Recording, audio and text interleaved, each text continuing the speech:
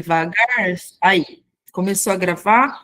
Então, a gente vai hoje ler, se der tempo, né? Gênesis 20 e 21, tá? Então, geralmente eu peço para as meninas lerem, quando dá, as meninas leem, ou então quando o capítulo é muito profundo, acaba que eu mesmo leio e eu mesmo explico, tá? Me desculpem, mas se alguém quiser ler, fica à vontade, porque às vezes até eu esqueço de falar para vocês. Vocês querem ler? Porque muitas de vocês estão trabalhando e acaba que eu até esqueço que vocês querem ler, tá? Se alguém quiser ler o capítulo 20, fica à vontade. Só Ô, Ximena, a eu mãozinha. posso ler, mas você disse que prefere ler explicando, então fica à vontade também, entendeu? Não, mas porque senão fica muito, né? Só eu, né? Às vezes eu esqueço, viu, Vivi? Não, Mas é é porque você está legal fazendo uma vocês. dinâmica diferente, né? Você já está É, lendo e explicando. mas Pode aí vocês ler. ficam muito quietinha. Eu Não, gosto. eu não fico quieta, não. Quando eu tô aqui, eu falo. Então tá Pode bom. ler. Então vamos lá.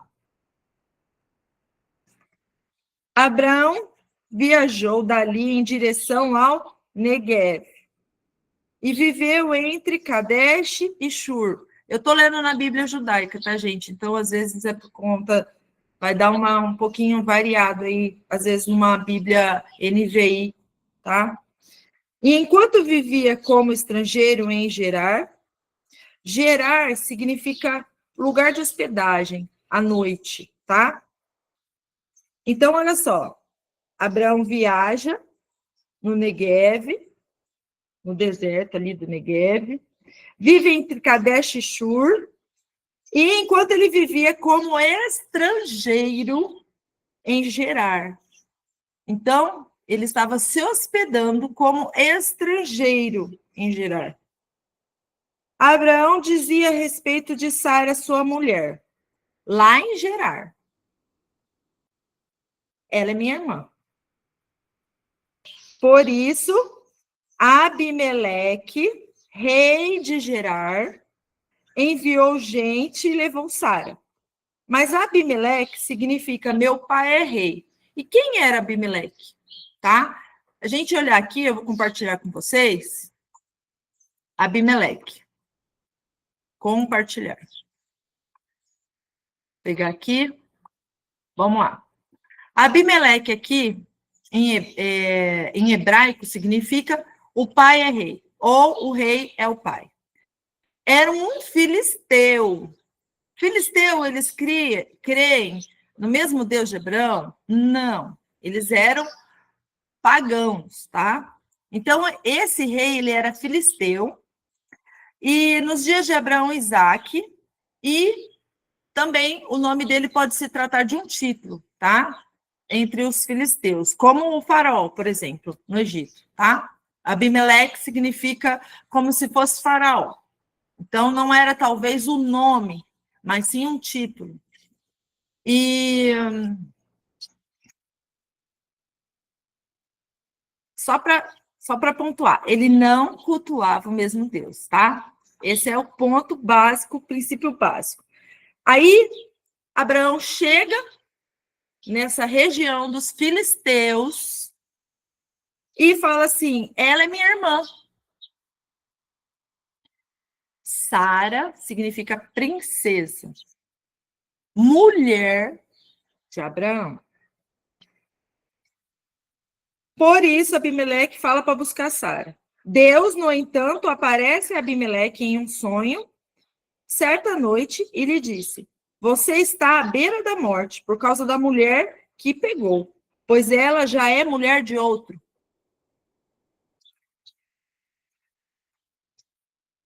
Olha só, Abimeleque era um filisteu, pagão, que significa meu pai é rei, ou seja, o pai deles, tá? O pai deles, dos filisteus. Eles tinham outro rei, outro deus, cultuava outros deuses, não tinha nada a ver com o rei, o Deus de Israel, e muito menos de Abraão. Então, o Deus de Abraão, nosso Deus, Deus Todo-Poderoso, aparece para ele e fala: devolve. Devolve porque ela já é mulher de outro. Eu vou continuar lendo para depois a gente juntar o raciocínio todo, tá? Porque senão é perigoso vocês não entenderem ainda. E Abimeleque não havia tocado nela. Por isso ele disse: Senhor, matarás uma nação justa? Não foi ele mesmo que me disse: ela é minha irmã? E até ela afirmou: ele é meu irmão. Quando agi assim, o meu coração estava puro, as minhas mãos são inocentes. Disse-lhe Deus no sonho: sim, eu sei, Abimeleque. Ao fazê-lo, seu coração era puro. Eu evitei que você pecasse contra mim. Esse é o motivo de eu não ter deixado você tocar nela. Portanto, devolva agora a mulher desse homem. Ele é um profeta e vai orar por você, para que viva. Se, porém, não a devolver, saiba que com certeza você morrerá. Você e todos os seus. Oxi, a Sim, Sara era meia-irmã de Abraão, né? meia irmã. A gente vai ver isso agora. E Agora. ele podia ficar com a meia-irmã dele? Sim, porque nós estávamos no princípio, né? No princípio ainda era permitido, tá? Casasse com irmãos, primos, sobrinhos, enfim, com a família toda, tá? Uhum. Então, Abimeleque levanta-se bem cedo, chama todos os seus servos e conta-lhes tudo isso. E os homens ficaram com muito medo. Então, Abimeleque chamou Abraão e lhe disse: por que você fez isso conosco? Em que eu pequei contra você para você trazer contra mim e contra o meu reino um pecado tão grave? Adultério, gente. Adultério. Gente, vocês conhecem Mena Pereira? Porque Não, tá pedindo para entrar no grupo. Eu estou mas deixa eu perguntando. entrar para ver quem é, ué. Vai que é outro conhecido aí, eu não conheço, não. Como é que chama? Ah, não, parou. A pessoa saiu. Ah, não, pediu de novo. Aceita ela é portuguesa e não conhece Cristo. Eu evangelizando ela. Tá bom. Então, ele fala assim: bom dia, Mena. Seja bem-vindo aqui no grupo, tá? A gente está lendo Gênesis, capítulo 20. Qualquer dúvida, pode levantar a mãozinha. E a gente vai passando aqui. Eu tô lendo o versículo 11. Não, desculpa, o 10. Abimeleque continuou, perguntando a Abraão: o que eu fiz a você para agir desse jeito comigo? Abraão respondeu: agi assim por ter pensado, é provável que ninguém tema a Deus nesse lugar. Por isso, eles me matarão para ficar com a minha mulher. Entretanto, ela é mesmo minha irmã. Olha esse ponto, gente. Olha esse versículo 12. Ela é mesmo a minha irmã, filha do meu pai, mas não filha da minha mãe. Por isso casei-me com ela. Olha esse ponto. Eu vou ler de novo e eu quero ver se alguém pegou. Ela é mesmo minha irmã, filha do meu pai, mas não filha da minha mãe. Por isso eu casei-me com ela. Ele não mentiu. É isso? Não. Muito Você mais quer dizer? profundo que isso. E Yeshua era filho de Maria? Sim. Ah, era, Viviane? Uai, Não era, Viviane. era não? Claro que não. Ué, ela não gerou ele, gente? Ela foi uma mulher abençoada que Sim. gerou. Mas ela era mãe de Jesus? Ué, para mim sempre foi. Não, nunca foi. Não? Não. Ué, Claudinha, você então quer tá, falar? ué. Claudinha? Foi. ela foi filha só do Pai Celestial, né? E não da mãe terrena. Se me E pegasse e perguntasse se José era pai, aí eu ia falar não, né? Não, É filho José de também não é Deus. pai. Aqui, para você entender, você vai ter que entender que Abraão, tá? Ele estava falando sobre a irmã. O que nós somos de Yeshua, Irmãos? irmãos? Por parte de Pai. pai.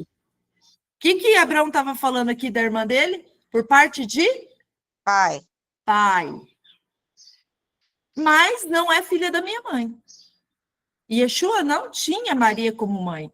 Tanto é que ele falou o quê? Quando os apóstolos chegaram para ele, falou assim: sua mãe está lá fora. O que ele falou? Minha mãe são todos que ouvem a palavra e que a praticam. Minha mãe e meus irmãos são todos aqueles que Isso. têm o mesmo testemunho. Sim, Outra nesse coisa, sentido, sim, mas quando ele estava lá na cruz, o que ele falou para João? não lembro. Essa é sua mãe, esse é seu filho. Hum. Ele não considerou Maria a mãe dele em nenhum lugar. Ele respeitava, honrava, porque ela foi uma mulher abençoada que gerou. Mas era a mãe da terra aqui, não? Porque Não, gerou ele, né? Ela gerou, mas desde sempre o anjo falou que o filho era do Pai. Sim, isso eu não sei. era dela. Sim. Então, mas para você entender esse texto aqui, você tem que entender que Maria não era mãe de Jesus. Meu Deus. Só o pai. Eu, O pai ele não tinha mãe, então. não tinha mãe. Ele não é filho humano, gente. ele é Ele celestial. é Sim, celestial. ele é Filho celestial, mas ele se celestial. fez de carne. Tá, mas ele se fez de carne, mas essa carne corruptível, se ele tivesse herdado alguma coisa de Maria, ele não seria incorruptível. Ele seria corruptível. Você Uhum. entende, Viviane, que foi um milagre? A Ana, pode comentar, Ana. Eu queria perguntar sobre a figura da Haruach HaKodesh. Ela é a mãe celestial? Ana, essa questão, a gente aqui do grupo, a gente já estudou, mas eu vou tirar a tua dúvida, tá? Tá. Primeiramente, o Espírito Santo é do Santo. Não existe Espírito Santo feminino. E isso é uma blasfêmia, tá? É uma blasfêmia. Por quê? Porque, Ana, você não vai encontrar nenhum lugar da Bíblia falando dessa trindade celestial. Agora, se você puxar no Egito, na Grécia, na Roma, em todas as vamos pôr assim, religiões pagãs do mundo, você vai encontrar a trindade. Essa trindade foi feita justamente do paganismo. E o que a palavra de Deus fala em Deuteronômio? Adonai Eloheinu, Adonai Echad. O que é isso? Adonai é o nosso Deus, Adonai é um. Ele é um. Não existe trindade, não existe trindade. Existem as manifestações do Eterno. Ele pode se manifestar numa sarça ardente, ele é o Espírito é dele, é ele quem dá, o Espírito Santo do Deus vivo é ele, é a emanação do Eterno. O Eterno, se ele descesse até nós, simplesmente aniquilaria tudo, porque ele é o fogo consumidor. Ele consumiria tudo. Por isso que para nós sermos levados até ele, não tem como ir em carne. Por quê? Porque senão a gente vai ser totalmente queimado. Quando os profetas iam em espírito, o que acontecia? até eles falavam, minha boca, meus lábios são impuros. E que vinha um fogo, um tenaz do trono de Deus e purificava. Porque nós somos corruptíveis. Nosso corpo é corruptível. Mas o nosso espírito volta para Deus, que nos deu. Então, volta quando somos dele, né? Agora, arua significa o quê? Quando o hebraico fala arua, é porque rua é uma palavra feminina. Rua é uma palavra, não é o Espírito Santo. Por exemplo, rua também pode significar fôlego, fôlego de vida, pode significar vento, pode significar espírito, tá? Então, a palavra é feminina, mas o espírito é do santo. É de Deus, o único, o eterno. E o eterno fez o homem à sua imagem e semelhança. A mulher, ele tirou da costela de Adão e fez uma companheira para Adão. Um complemento. Então, nos céus, você nunca vai ver um anjo descer para falar com os profetas, ou para qualquer um, em forma feminina. Você nunca vai ver. Porque eles são homens. Quando você vê os 4 querubins, serafins, eles têm a face de um homem. E Yeshua é a imagem do Deus vivo. E Yeshua é a face de um homem. Então, não existe espírito feminino. Isso faz parte da mesma trindade, tá? Da Babilônia. Tamuz, Semiramis e Nimrod, tá?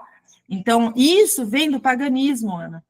Infelizmente, muitos irmãos estão caindo nisso nesses últimos dias, pela mesma trindade satânica. E o pior, tá? Estão acreditando que são pré-existentes, quando a palavra não diz isso.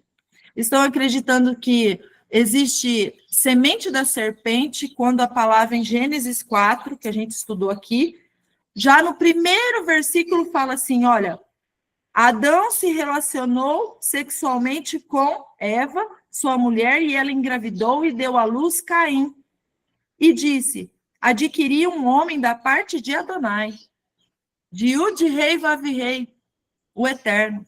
Então, como que Caim é filho da serpente? Isso não existe. A palavra não diz isso. Estão fazendo heresias, abominações. Estão fazendo pessoas caírem da graça de Deus por uma abominação, por uma heresia muito grande.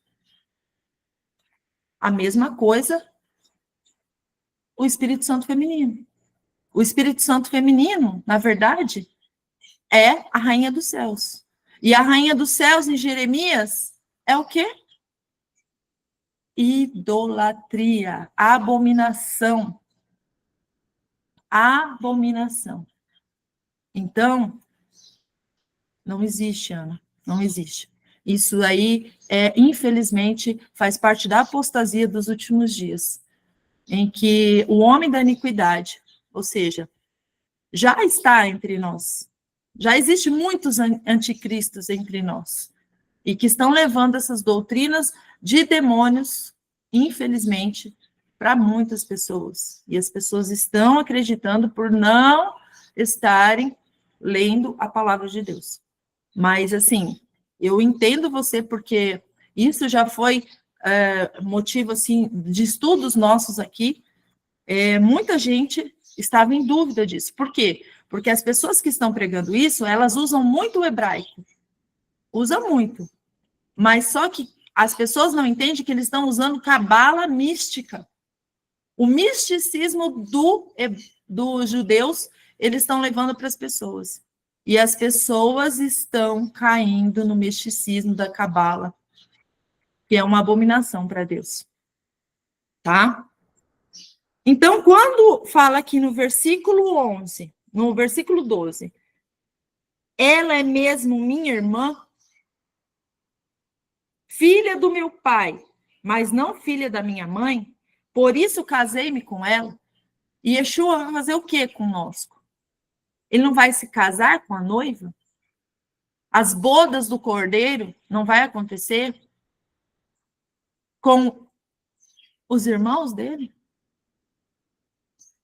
As irmãs? Sim. Não é isso? Então, o que está representando aqui? Está representando exatamente por que Abraão fala para Abimeleque, um rei pagão,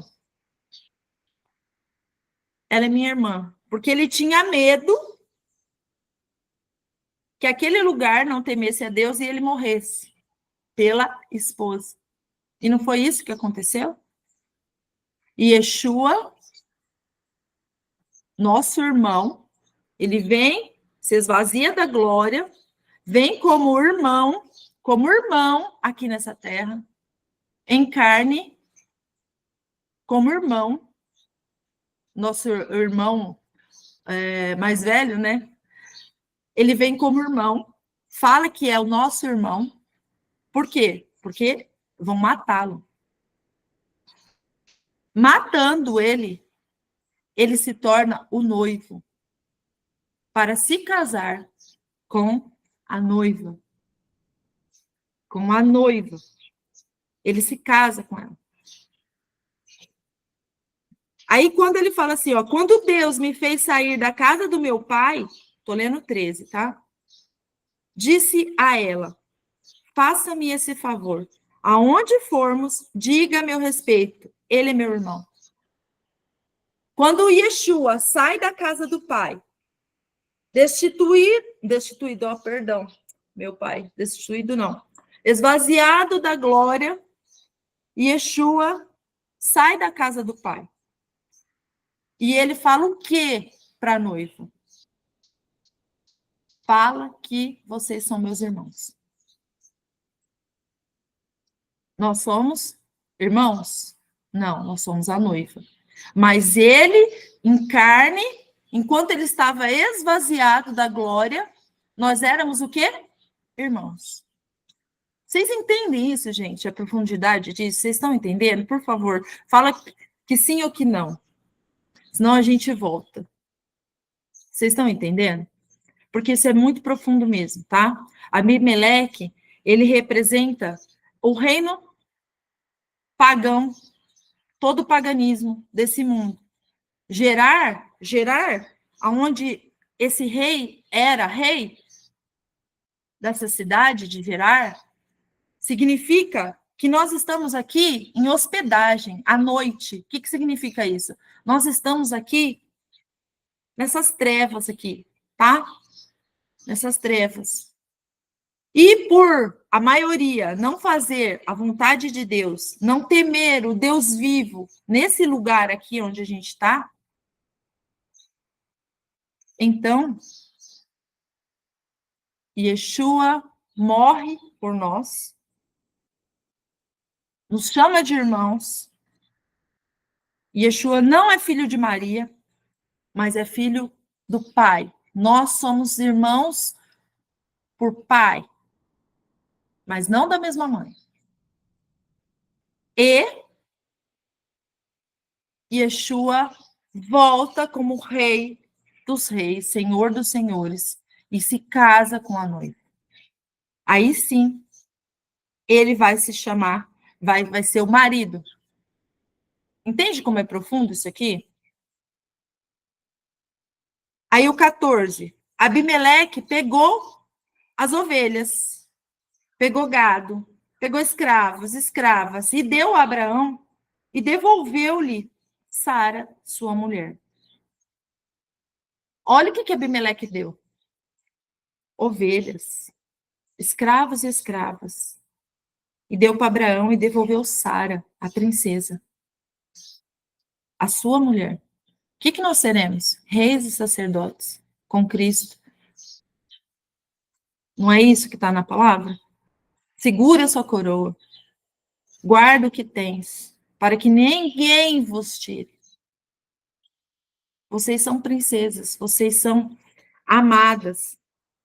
Vocês fazem parte da mulher de Cristo, da esposa, da noiva. Então, Abimeleque, que representa aqui, meu pai é rei. Satanás não é o governante desse mundo? Satanás não é o governante desse mundo? Abimeleque representa o governo desse mundo caído. Porque Cristo morreu por nós, ele tem que devolver as ovelhas de Cristo. Todas aquelas que são dele. Todas aquelas que são uma com Yeshua. Então, ele tem que devolver. E ele devolve também a noiva. Por quê? Porque é de Cristo. Ele tem que devolver. Então, Abimeleque diz, veja, a minha terra está diante de você. Viva onde você quiser. Hoje, a noiva de Cristo, ela pode viver onde ela quiser, porque ela vai estar em segurança. Por quê? Por que ela vai estar em segurança? Porque o diabo não toca nos filhos benditos do Pai. O diabo não tem poder. Então, onde a gente viver, seja na cidade, seja no campo, seja em qualquer lugar. Se nós estamos em Cristo, somos uma nova criatura, somos limpos, santificados pelo sangue do Cordeiro de Deus, se não estamos abrindo brechas, se estamos fazendo a vontade do Pai, somos um com Yeshua, o diabo não toca. Ele disse a Sara, 16, ouça, dei ao seu irmão 1000 moedas de prata. Foi 30 moedas de prata? Não. Foi 1000. Vamos ver o que significa isso? Em hebraico aqui, olha. Vou apresentar outra coisa. Em hebraico. Olha só. 1000 em hebraico, que se refere a um grande número de pessoas. A divindade e ao reino, simbolizando a força e a liderança, tá? 1000 está frequentemente associado à realização de eventos sobrenaturais e à dimensão do tempo divino. Então, por que ele deu 1000 moedas de prata? Porque ele devolveu um povo. Satanás teve que devolver um povo, uma multidão de nações que estão em Cristo. Uma multidão de nações. Que ele mantinha cativo. Agora não mais. Isso diminuirá as suspeitas de todos os que estão com você. Você está isenta diante de todos. Olha isso. Quem que está isenta? Sara, a princesa. Aonde que vai ser jogados os nossos pecados quando estamos em Cristo? Aonde? No mar do esquecimento. Você está isento. Ninguém vai poder te acusar. Você está isento de todos. Ninguém pode te acusar. Satanás não pode te tocar. Ele não pode te acusar. Porque agora você é limpo, santificado no sangue do Cordeiro. Você é um com ele. Você não faz mais parte desse mundo. Você não pertence a esse mundo. Assim como Yeshua não pertencia a esse mundo. E ele comprou uma multidão, um povo para o Deus Todo-Poderoso. Uma multidão. Uma grande multidão que nenhum homem podia contar. De todos os povos, tribos e nações. Não é isso que está em Apocalipse? E as princesas, Sara, a igreja, está isenta diante de todos. 17. Abraão orou a Deus e Deus curou Abimeleque, sua mulher, suas escravas, para que elas pudessem engravidar, pois Adonai tinha tornado inférteis todas as mulheres da casa de Abimeleque por causa de Sara, mulher de Abraão. O que significa isso?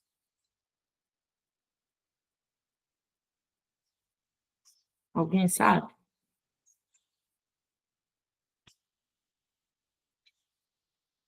Você percebe que é Abraão que está intercedendo, né? Quem é nosso intercessor? Yeshua. Quem intercede por nós? Yeshua. Aqui no caso era Abraão. Seria Yeshua intercedendo por Deus para tirar todos os nossos pecados, para nos curar de todos os pecados, de todas as coisas erradas, de tudo. Da nossa idolatria. Lembra que Abimeleque representa o quê? O Deus da idolatria lá, o rei da idolatria, não era? Meu pai é rei, mas ele não era um rei pagão? Então, quando Yeshua intercede por nós ao Pai, aí nós não somos mais inférteis. Nós, agora, como igreja, somos férteis. Geramos filhos. São mulheres que geram filhos. Daqui a pouco, mais para frente, acho que é o capítulo 26, vai mostrar praticamente a mesma coisa com Isaac. E ele tendo a mesma coisa, a mesma discussão com Abimeleque. E vai falar sobre o poço da Sete. Da Sete. Da Sete o quê? Da Sete igreja. E o que ele deu? 7 ovelhas. Representando as 7 igrejas. Mas isso aí depois a gente vai ver. Mas o que eu quero dizer para vocês é todas as mulheres, todas as igrejas, mulher representa igreja, tá? Que são inférteis, que não geram filhos para Deus, em Yeshua, pela intercessão de Yeshua, pelo nosso advogado, pelo nosso intercessor, agora nós geramos filhos. Filhos para a salvação. A igreja de Cristo gera filhos. Não somos mais gentios pagãos. Agora nós cremos no único e suficiente Senhor e Salvador das nossas vidas. Então agora, nele, nós somos férteis. Nele nós produzimos frutos de salvação. Filhos de salvação. Filhos espirituais. Tá? Vamos para o 21 ou vocês querem perguntar alguma coisa? Aí vocês que vê, tá? Claudinha, pode falar, filha. Eu quero só fazer uma comparação nessa parte que você falou assim, que tem bastante filhos, né? Peraí, deixa eu ver onde que foi. Essa é a parte aqui de 1000 peças, né? De prata. Se refere também às estrelas do céu e à areia do mar, não é? Sim. São muitos? Sim, são muitos. Então, quando fala assim 1000, no hebraico, significa multidões. E multidões, a gente vai lembrar daquela promessa de Deus para Abraão, que seus filhos serão como a areia da terra e as estrelas do céu. Estrelas do céu serão a noiva que reinará com Cristo nas regiões celestiais, que serão arrebatadas, que terão seus corpos glorificados. Sim. E eu lembrei as areias do mar, as areias do mar serão grande multidão de toda tribo, povo, língua, nação, que lavarão as suas vestes na grande tribulação. Na grande tribulação. Eles, na grande tribulação, lavarão as suas vestes. Mas a noiva A noiva antecede a grande tribulação. A noiva são as primícias. A noiva fazem parte do 144 mil. A noiva é aquela que segue Yeshua aonde quer que ele vá. Foram compradas como primícia e não se prostituíram com mulheres. Mulheres representando a idolatria, representando que eles estavam limpos, com vestes limpas, branca, pura. Não havia pecado no sentido de idolatria entre os filhos da igreja de Cristo, a esposa, a noiva. Sim. Vocês percebem? Não vai ser todo mundo arrebatado. Vocês sabem disso. E agora, quanto a pré, pós, isso aí a gente também já falou, né? E tem até os que acreditam que é no meio da grande tribulação também, que vai ser arrebatado, né? E a gente nem vai entrar nesse contexto, porque tem a Bíblia ela não é específica, tanto é que tem textos que falam que dá a entender que é pré, tem textos que dá a entender que é meso e tem textos que dá para entender que é pós. Então, assim, sinceramente, eu, Ximena, sempre criei que era pós, tá?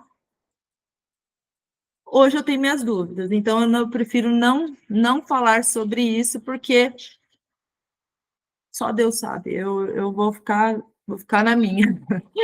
Eu vou ficar na minha quanto a isso. Se é pré, se é pós, eu vou ficar aqui quietinha, não sei. Não sei, eu não vou falar pós mais, porque Deus está me testificando outras coisas. Então, Oxi, prefiro não falar. eu sei que você prefere não falar, mas depois se você quiser falar comigo no privado, eu gostaria de saber. Você sabe que eu amo quando você muda assim, que você vai estudando, É. tá bom? Então, eu até mandei uns textos lá no grupo, né? Aquela vez lá, sobre aqueles sonhos, revelações, dia 23, lembra? Que todo mundo ia ser arrebatado dia 23 e coisa e tal. Então, enfim, tem textos, gente, que testificam o pré, tem gente que testificam o pós, então eu prefiro não falar por enquanto, porque eu ainda estou pedindo Direcionamento. direcionamento, exato. Então vamos para o 21, né? Ah, e a Drica levantou a mão, desculpa, Drica. Pode falar, amor. Ah, não, eu ia só comentar na hora que você falou que Maria não foi mãe de Jesus, porque ela só foi um portal, na verdade, né? Para poder entrar nessa terra, você precisa de um corpo humano. Então, ela meio que só foi um portal. Ele não tinha a genética dela, igual os filhos normalmente têm dos pais. Ele não tinha, a genética dele era pura de Deus. Ele era filho de Deus, filho do Deus vivo, filho, carne e osso, feito com perfeição. Não havia corrupção em Jesus. Não havia, ele tinha um corpo incorruptível. E Yeshua, não havia pecado nele, ele era completamente perfeito. Perfeito. Uma oferta perfeita. Um cordeiro perfeito de Deus. Glória a Deus, aleluia. Ele, se ele tivesse herdado de Maria, ele teria um corpo corruptível. Ele não é filho de Maria, nunca foi filho de Maria, tá? 21. Adonai lembrou-se de Sara, como tinha dito, e Adonai fez por Sara o que lhe prometeu. Sara, a princesa, tá? Adonai se lembrou dela. E Sara engravidou e deu à luz um filho em idade avançada para Abraão no tempo exato que Deus dissera. Abraão chamou o filho gerado por Sara de Isaque. Abraão circuncidou Isaque, lembrando que Isaque significa riso, alegria, gozo. Por quê? Porque um filho da promessa tinha sido gerado. E isso, mais para frente, vocês vão entender que é Yeshua, tá? E Abraão circuncidou Isaque, seu filho, aos 8 dias de vida, como Deus lhe ordenara fazer. Lembrando que 8, né, no hebraico, significa o quê? Círculo de vida, né? Uma aliança, um recomeço, uma renovação, tá? Então, por isso que era no 8º dia. Abraão estava com 100 anos quando seu filho Isaque nasceu. Novamente, gente, 100 anos, tá? Eu vou mostrar aqui para vocês, vou compartilhar com você, por que que nasceu quando Abraão tinha 100 anos, tá? Vou mostrar aqui para vocês, vou compartilhar para vocês.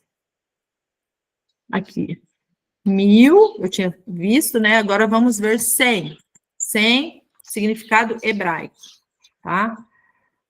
O número 100 tem vários significados no hebraico, dependendo do contexto. A numeração padrão é Ma, em gematria, na numerologia hebraica, porque cada palavra, gente, tem um número. A letra Kuf, em hebraico, equivale a 100. E o Kuf significa, pode se referir a fruto dos mártires das virgens, em interpretações religiosas, como no versículo de Mateus, tá? Então, o 100, ele representa inteireza, perfeição, as virgens, os mártires, tá? Conforme Mateus 13, 23, tá? Então, por que com 100 anos? Porque Deus usou essa data quando ele tinha 100 anos e não 99. Olha só a promessa. Por quê? Porque com 100 anos, na perfeição, na plenitude, na aliança gerada com Abraão, sai o filho da promessa. O filho que vai dar à luz filhos. Filhos que são frutos, são as 10 virgens. As 10 virgens não, desculpa, as 5, né? Porque as outras 5 não entrou. O fruto dos mártires, tá? Olha só, é tudo isso. Então, por isso que ele fala 100. Deixa eu só fechar aqui, para ficar melhor para visualizar aqui. Então, tá. Ele estava com 100 anos quando seu filho Isaque nasceu. Sara disse, Deus deu-me motivo para rir. Agora, quem ouvir a respeito disso vai rir comigo. Olha que lindo. Deus me deu motivo para rir. Nós somos a igreja, nós somos Sara, nós somos as princesas, a esposa, a noiva. Nós temos motivos para rir. Olhe para o alto, sorria, fiquem alegres, porque é de lá que vem a sua salvação. E todos que ouvir a respeito de Yeshua rirão comigo. Rirão comigo. Ficarão felizes e alegres, exultantes, porque a nossa salvação chegou. A nossa salvação chegou a esse mundo desde que Yeshua pisou nesse mundo. Bendito é o fruto do ventre de Maria. Mas Maria não é a mãe de Yeshua. Não é. O fruto do ventre de Maria é o bendito. Ele é o bendito. Ele é o bendito. Ele é o maravilhoso conselheiro, Pai eterno, Deus forte, todo-poderoso, o Rei dos reis, Senhor dos senhores, o nosso Salvador, a nossa rocha, o nosso libertador. Nos comprou um alto preço. Então, todos que ouvirem essas boas novas eternas da salvação, vai rir de alegria, vai entrar em alegria. Por quê? Porque é dele que vem a sua salvação. E ela disse, quem teria dito a Abraão que Sara amamentaria um filho? Entretanto, dele um filho, mesmo com idade avançada. O filho cresceu, foi desmamado. Abraão ofereceu um grande banquete no dia em que Isaac foi desmamado. Sara, porém, viu o filho de Agar, a egípcia, a quem Agar dera luz para Abraão, zombando de Isaac. Hoje os filhos das trevas faz o quê com o filho da luz? Zomba. Zomba. Então Sara disse a Abraão: livre-se dessa escrava e do seu filho. Não permitirei que o filho dela seja seu herdeiro com o meu filho Isaque. Abraão ficou muito triste por causa dessa questão que envolvia seu filho. Deus, no entanto, disse a Abraão: não se entristeça por causa do menino da sua escrava. Ouça tudo o que Sara diz a você, pois seus descendentes serão contados a partir de Isaque, o filho da promessa. Os seus descendentes, os descendentes como as estrelas do céu, serão contadas a partir do filho da promessa, e não o filho da escrava.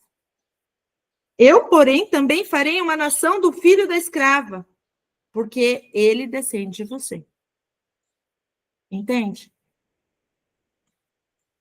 Os que serão arrebatados, que serão noiva, são os filhos da promessa.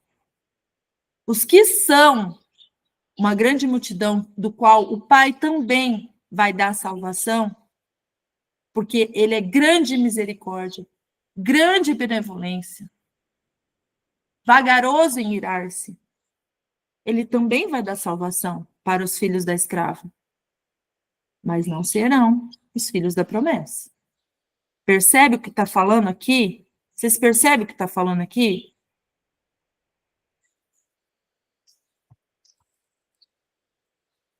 Abraão levantou-se bem cedo, pegou o pão e odre de água. O que ele pegou?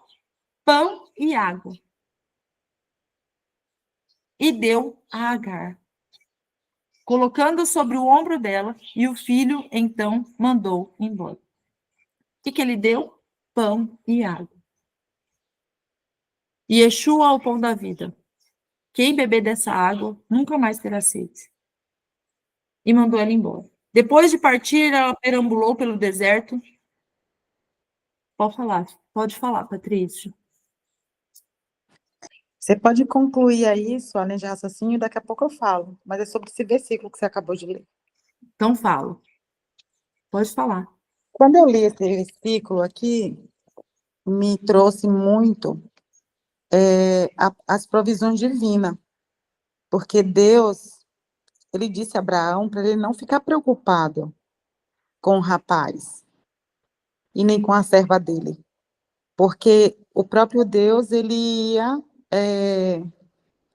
abençoar também esse filho de Abraão, embora ele não fosse, não estivesse sob a mesma promessa. Isso me trouxe a nossa realidade hoje. A gente também pode interpretar assim, porque você veja que, embora ele não fosse o filho da promessa, Deus fez provisões. E o que foi que Abraão deu para ele? Um odre de água e pão. Se Deus, fez provisão para o filho que não é da promessa, imagine para nós que somos filhos e esperamos nele. Agora, na grande tribulação, eu estou falando isso, gente, porque de vez em quando eu tenho que controlar minha ansiedade e tenho que voltar para o eixo, para que Satanás ele não desespere os filhos do Deus Altíssimo, os filhos da promessa, porque a gente está vivendo um momento muito crítico, a gente está prestes a passar por situações adversas que ninguém consegue nem mensurar, na verdade, né? A gente está aqui, esperando na expectativa de qualquer coisa. A gente sabe que vai ter a fome, que vai ter as pestilências, mas quando eu li isso aqui, me veio isso. Se Deus, ele falou para Abraão não se preocupar com um filho que não era da promessa, imagine nós que somos filhos dele, você acha mesmo que Deus vai nos deixar sem provisão? Então, é bom que a gente sempre esteja meditando nessas palavras de Deus e no que a gente está lendo, para que a gente fortaleça a nossa fé, a nossa confiança no Criador, porque é tudo que nós vamos ter a partir de agora. É a confiança nele, é esperar nele a provisão dele. Quando aquela serva saiu com aquele odre e com aquele pão, depois a gente lendo, a gente vai ver que vai acabar. Agora imagina naquele lugar que não tinha, não era como o Brasil, né, cheio de frutas, cheio de coisas. Imagina a situação. Até água era difícil, porque quase o menino morreu uma vez, entendeu? Então, a gente precisa mentalizar que Deus ele vai prover e nada ele deixou por acaso. A gente tem que refletir nessas passagens agora, porque se a gente não fizer isso, não mentalizar, não buscar confiar cada vez mais no Senhor, o inimigo ele pode quebrar nossas pernas, nos enchendo de medo e trazendo desespero. Mas os filhos da promessa não precisam se desesperar, porque quem vai trazer as provisões é o próprio Criador para a gente. Era só isso, gente. Glória a Deus, aleluia. Exatamente isso. Eu ia falar sobre a provisão, Patrícia, assim que eu acabasse de falar do anjo. Mas você já falou, tá ótimo. Glória a Deus. É exatamente isso, né? Depois de partir, ela perambulou pelo deserto, tá? A gente entendendo que o deserto de Beersheba significava esse deserto aqui que nós estamos, tá? Nós estamos perambulando por esse deserto. Mas a gente não vai ficar sem provisão. Não vai. Quando a água do odre acabou, ela deixou o filho debaixo de um arbusto. O que significa esse arbusto também? A sombra, a proteção, a cobertura espiritual. Seguiu mais um pouco e se sentou, olhando para o outro lado, distante, cerca de um disparo de arco, porque dizia a ela: não suportarei observar meu filho morrer. E aí está falando sobre as outras igrejas. Imagina assim, gente, na grande tribulação, tá? Todas as igrejas clamando a Deus e falando: meu pai, eu não vou suportar ver os meus irmãos morrer. Eu não vou suportar ver toda a coisa horrível que vai acontecer. Eu não vou suportar. Tá? E aí você quer ficar até longe para você não ver tanto sofrimento que vai ocorrer. E aí, o que aparece? Assim, ela se assentou ali, olhando para o outro caminho, chorando e lamentando. Não é o que muitos vão fazer nos últimos dias? Praticamente todos nós. Nós vamos chorar, nós vamos lamentar, nós vamos ficar muito tristes pelas coisas horríveis que acontecerão, mas ergam suas cabeças, se alegrem, porque o nosso Senhor e Salvador está voltando. E no caso daqui, somos filhos da promessa, ainda mais alegria teremos. Mas até aqueles que não são os filhos da promessa, não serão desamparados por Deus. Assim, ela se assentou, olhou, se lamentou. Deus ouviu a voz do menino, porque é o que vai acontecer na grande tribulação.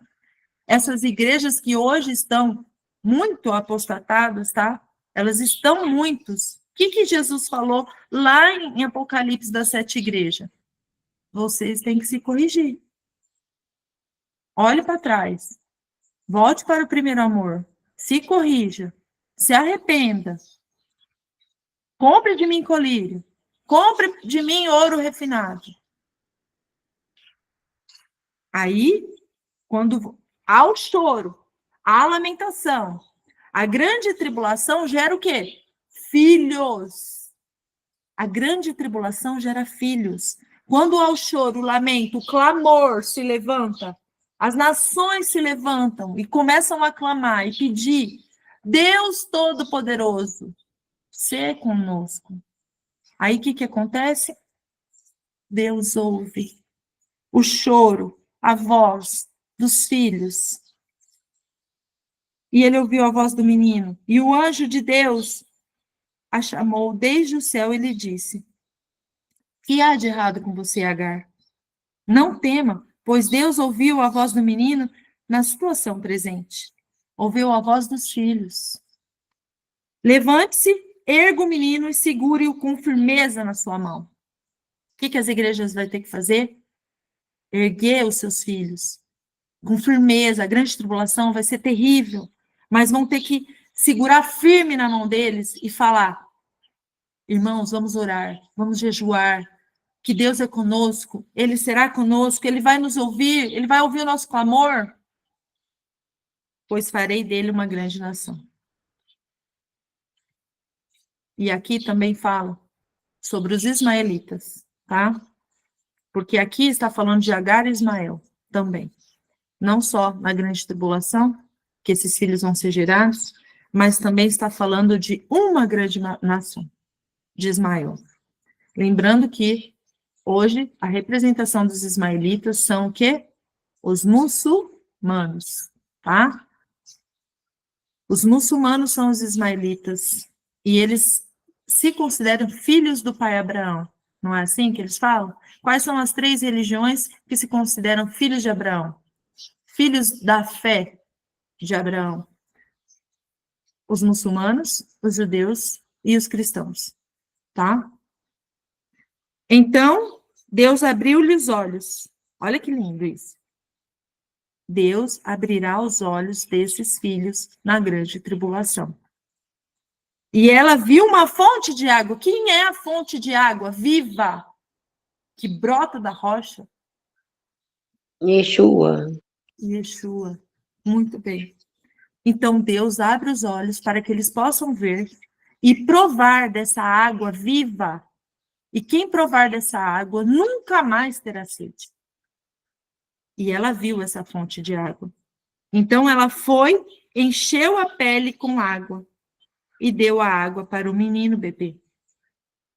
Ou seja, a mãe bebe, a mulher bebe, os filhos bebem da água. Agora, se a mãe não bebe, ela não dá água de beber para os filhos. É o que está acontecendo hoje nas igrejas. Elas estão sem a água viva e, por isso, as fontes delas estão rotas ou contaminadas. Então, eles não têm água pura. Eles não têm uma fonte de água da vida. Por isso que eles vão passar na grande tribulação e vão ser gerados filhos na grande tribulação, que não é a noiva. Não é a noiva, tá? Não é a noiva. A grande tribulação vai ser para ser gerado filhos que precisam se arrepender, precisam chorar, precisam lamentar, para que eles possam ser limpos, purificados na grande tribulação. Igual fala Apocalipse sobre a grande tribulação. Então, Deus estava com o menino e ele cresceu. Ele viveu no deserto e tornou-se arqueiro. Arqueiro é que lança flechas, não é? E quem são as flechas? Quem são as flechas? Os testemunhas. Os filhos, não são? Os filhos, é. Exato. Então, ele viveu no deserto de Parã e sua mãe escolheu uma mulher da terra do Egito para ele. E aqui já está significando o quê? Ismael se casa com uma egípcia. Nossa, que coisa. Lembrando que a mãe de Ismael era egípcia, tá? Então, a mãe de Ismael era egípcia, aí o Ismael casa com uma egípcia, representando o que aqui? Os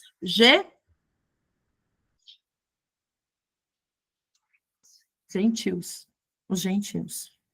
Tá? Representando os gentios. Nesse tempo, Abimeleque e Pirol, o comandante do exército, conversaram com Abraão e eles disseram: Deus está com você em tudo que você faz. Portanto, jure para mim, por Deus, nesse lugar, que você jamais agirá com falsidade comigo, ou com o meu filho ou meu neto. Mas, de acordo com a bondade com que eu tratei você, desse modo você tratará de mim na terra em que vive como estrangeiro. Abraão disse: juro, juro. O filho da promessa não ia fazer nada de mal contra os filhos da escrava.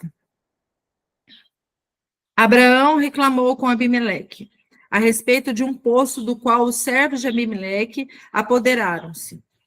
Abimeleque respondeu, lembrando que Abimeleque representava o rei desse mundo. Então, Abraão vai lá, intercede, fala assim, olha, vocês estão com um poço aqui, vocês se apoderaram-se dele, o poço representa a água, de dar de beber para os filhos, tá? Aí Abimeleque respondeu, eu não sei quem fez isso. Você não me disse nada, e apenas hoje ouvi sobre isso. Então Abraão pegou algumas ovelhas e algumas cabeças de gado e deu a Abimeleque. E os dois estabeleceram uma aliança. Abraão separou sete cordeiras do rebanho. 7, representando as 7 igrejas. Abraão separou 7 cordeiras do rebanho. Abimeleque perguntou a Abraão, qual é o significado das 7 cordeiras que você separou? Ele respondeu, você deve aceitar as 7 cordeiras da minha parte, como testemunho de que eu cavei o poço.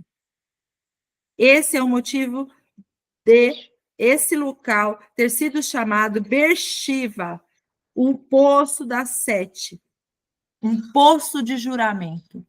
Por que Yeshua fala das 7 igrejas? Por que ele não fala de 10 igrejas? Por que ele fala de 7? 7 cordeiros do rebanho.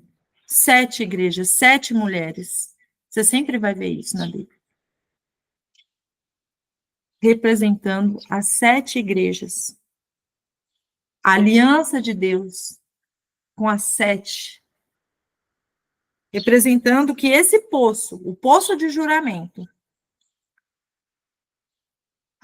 que quem beber dessa água nunca mais terá sede. Porque os dois fizeram um juramento ali. Quando eles estabeleceram uma aliança em Beersheba, Abimeleque partiu com o Picol, o comandante do exército, e eles voltaram para a terra dos filisteus. E Abraão plantou ali uma tamargueira em Beersheba. Agora eu vou mostrar para vocês o que significa essa tamargueira. Tamargueira, significado. Vou mostrar para vocês aqui. Tamargueira. Oxi, Oi, amada. no versículo, no último versículo, no 34, está escrito assim, e Abraão peregrinou na terra dos filisteus muitos dias. Nem tem essa palavra que você disse, olha só. Aonde? Qual que é o versículo? Não é esse último versículo que você disse, 34? Abraão viveu um longo período como estrangeiro na terra dos filisteus, é isso? É, mas essa palavra que você falou, como chama? Tarnagueira? Ah, Tarmagueira. tamargueira? Que É o 33. 33, versículo 33. Pois Abraão é. plantou uma tamargueira em Beersheba e ali invocou o nome de Adonai, o Deus eterno. Sim, mas mesmo assim não está essa palavra na minha, olha só. E Abraão plantou um bosque em Berseba Sim. e invocou ali o nome do Senhor, o Deus eterno. Só isso. Que estranho, né? O problema tem que ir pro original para ver exatamente o que está lá, né? Porque às vezes de uma para outra muda mesmo. Muda. É. Deixa eu só ver aqui se eu acho, para ver para vocês a tamargueira, tá? Eu coloquei aí mas eu, sinceramente, foi outra coisa que eu tinha pesquisado. Peraí. Aqui. Eu vou achar. Aqui, tamargueira. Deixa eu ver como que eu pesquisei para fazer igual. Significado bíblico. Não é hebraico, é bíblico. Porque tá mais, ó. O significado bíblico de tamargueira é resiliência, resistência, confiança em Deus, especialmente em tempos de adversidade, tá? Ela simboliza a capacidade de prosperar mesmo em ambientes hostis, como o deserto. Onde que ele estava lá? No deserto, tá? Ele estava lá em Beersheba, no deserto. Ele plantou uma o quê? Tamargueira. Mas olha que lindo isso. Mesmo em ambiente hostil, como o deserto, ao aprofundar as raízes na fonte da vida divina, a árvore também representa a capacidade de fornecer sombra, alimento, que é tâmara. A tâmara representa aquele fruto doce, que embora esteja no deserto, ela dá sombra, ela dá alimento, um fruto doce, um alívio espiritual a outros. Então, o que significa a tamargueira? Resistência, adaptação, confiança em Deus e produção de frutos em meio à adversidade e fuga do pecado. A profecia de Jeremias instrui o povo a fugir e ser como a tamargueira no deserto, como um chamado para se separar do pecado, dos costumes do mundo, confiando em Deus para ser protetor e provedor. E a produção de frutos, que mesmo você estando ali, naquele deserto árido, você vai produzir frutos e vai conseguir, além de produzir frutos, abençoar outros no tempo de seca e sofrimento. Olha só que coisa linda, o significado da tamargueira. Então, o que Abraão, ele plantou? Uma tamargueira, ali, no deserto. E invocou o nome e o de Rei Vavi-Rei, o Eterno. E Abraão viveu por um longo período como estrangeiro na terra dos filisteus, pagãos. Então, muitas vezes nós vamos estar aqui nesse Egitão, nesse paganismo todo ao nosso redor, nessa terra dos filisteus, nesse deserto árido, mas para nós nunca vai faltar água viva. Por quê? Porque nós fazemos parte da aliança, do poço do juramento, aonde Yeshua se encontrou com a samaritana e falou: se você beber dessa água, você nunca mais vai ter sede. Se você for essa tamargueira aqui, além de você produzir frutos, você ainda vai abençoar outros. Você ainda vai ser próspero, no sentido de não de dinheiro, pelo amor de Deus, tá? De bênçãos do Eterno. Você vai enfrentar as dificuldades espirituais, você vai se agarrar ao manancial de água da vida. É isso. É sobre isso. Sempre exaltando o nome do Eterno, por meio de Yeshua. Porque quem tem o filho tem o pai. Quem não tem o filho não tem o pai. Então, por meio de Yeshua. Yeshua é o nome sobre todo nome, no céu, na terra e debaixo da terra. Quem não clamar o nome de Yeshua, não será salvo.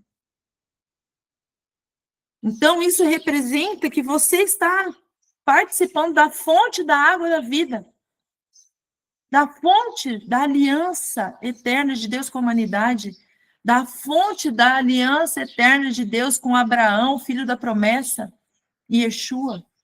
Yeshua é o filho da promessa. Glória a Deus, aleluia. Porque se a gente entender isso, nunca mais a gente vai ter sede.